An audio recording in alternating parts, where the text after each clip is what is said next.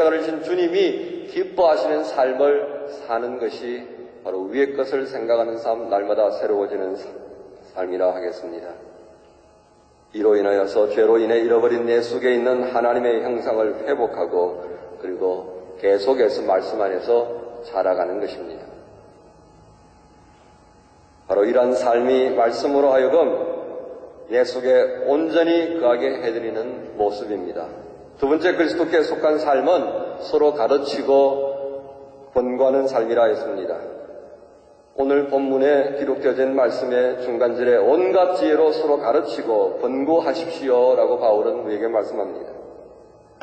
여러분, 본문의 말씀에 있는 서로라고 하는 단어를 주목해 보십시오. 서로라고 하는 단어는 어떤 뜻을 담고 있습니까? 상호작용을 담고 있습니다.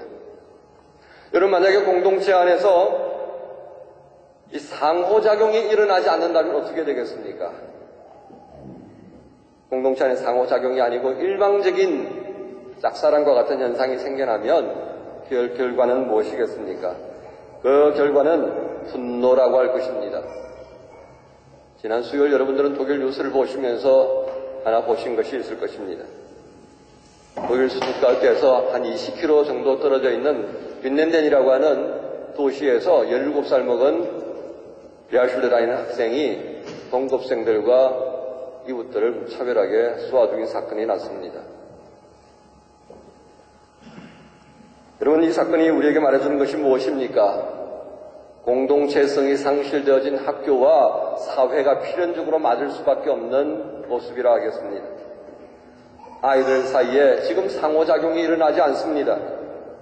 상호작용이 일어나기 위해서는 서로 존중하는 마음이 있어야 되는데 그렇지 못합니다. 나하고 조금만 달라도 비아냥거립니다. 우습게 여깁니다. 왜 그래야 합니까? 학교만 그렇습니까? 그렇지 않습니다. 이 학교라고 하는 것이 있는 우리 사회가 그렇습니다. 일 잘하고 능력 많은 사람이 대접받습니다. 여러분, 일 잘하고 능력 많은 사람이 칭찬받는 것, 대우받는 것 당연합니다. 한데 이렇게 우리 사회에서 일 잘하고 능력 많은 사람은 딱 한 사람이라는 것 생각해 보십시오. 그렇지 않습니까? 비교에 비교를 거듭하다 보면 제일 마지막에 남는 사람은 누구겠습니까? 한 사람밖에 없습니다. 그렇다면 그 사람만이 우리 사회에서 대접받을 수 있느냐는 말입니다. 이런 풍조가 교회에도 생겨납니다. 그래서 바울 사도가 말하는 것입니다. 온갖 지혜로 서로 가르치고 권면하고 그렇게 살아라고요. 여러분, 주님께서 오신 이유를 가만 헤아려 보십시오. 저만 위해서 오셨습니까? 여러분 위해서도 오셨습니다. 키 크고 잘생긴 독일 사람만 위해서 오신 것이 아니고요. 쬐끄맣고 못생긴 아시아 사람들도 위해서 오셨다고요. 그처럼 우리 모두를 위해서 주님께서는 십자가에서 죽으셨습니다. 그래서 이 땅의 모든 생명이 소중한 것이라 말씀할 수 있습니다. 주님의 죽으심이 필요했던 우리, 기꺼이 그 죽음을 내어주셨던, 그래서 살려주셨던 그 큰 은혜를 입은 우리 모두는 계속해서 사랑받을 자격이 있고 돌봄을 입으며 자라갈 수 있는 자격을 가졌습니다. 여러분, 이런 사람들이 살아가는 것이 어디입니까? 교회 공동체라 할 것입니다. 소금 못 나고 잘 나고가, 그리고 못 나고가 무슨 상관입니까? 여러분이 아는 것은 서로 가르쳐주고 권면해야 합니다. 그리고 서로의 연약함과 어리석음들은 좀 덮어줘야 합니다. 그리고 좀 가려두도록 애를 써야 합니다. 그리고 여러분과 제가 모두가 그런 문제점을 가진 사람이라는 것을 잊어서는 안 되겠습니다. 그리고 우리 서로가 그것을 극복해내고 살아갈 수 있도록 해줘야 합니다. 이것이 그리스도인의 모습입니다. 왜 그래야만 합니까? 다른 이유가 아닙니다. 평화 때문입니다. 주님께서 바울 사도를 통해 우리에게 말씀하신 것이 있습니다. 그리스도의 평화가 여러분의 마음을 지배하게 하십시오. 이 평화를 누리도록 여러분은 부르심을 받아 한 몸이 되었습니다. 하나님과 사람 사이에 막혀있던 담을 단번에 헐어버리신 주님께서 이제 우리에게 그 역할을 맡기신 것입니다. 내가 그리 한 것처럼 너희도 서로 그렇게 하라고 말입니다. 우리가 비록 주님의 이름으로 모이긴 하였지만 우리 속에 이러한 평화가 없다고 한다면 주님이 서실 곳이 없습니다. 평화를 심기 위해 오신 분이 주님이십니다. 우리 속에 평화를 가지지 못한다고 한다면 우리는 이렇게 말할 것입니다. 나는 주님을 거절한다고요. 갈라디아 교회, 에베소 교회, 그리고 골로새 교회만 존재했던 문제가 아닙니다.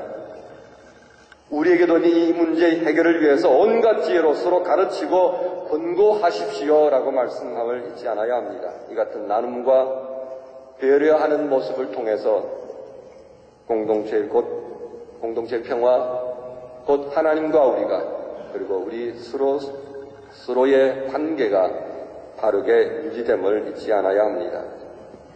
세 번째는 공동체 속에는 감사한 마음으로 드리는 찬양이 있어야 하겠습니다. 이 공동체는 당연히 그리스도의 은혜 안에 있는 그리스도와 함께하는 공동체라 하겠습니다. 바울은 본문에서 다음과 같이 말합니다. 16절 하반절에 감사한 마음으로 시와 찬미와 신령한 노래로 여러분의 하나님께 마음을 다하여 찬양하십시오.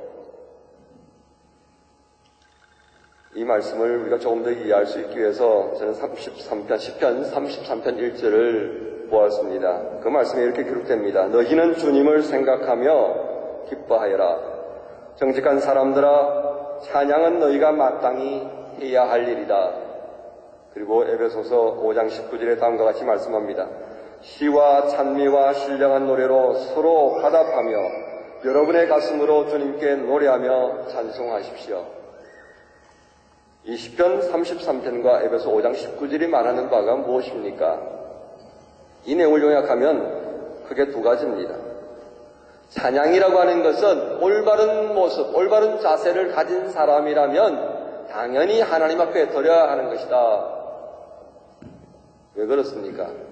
마음이 올바른 사람이면 내가 오늘 여기 있는 것, 그 이유, 목적, 기타 등등을 생각해 볼수록 하나님 앞에 감사할 것밖에 없더라는 것이었습니다. 그게 올바른 사람이라는 겁니다.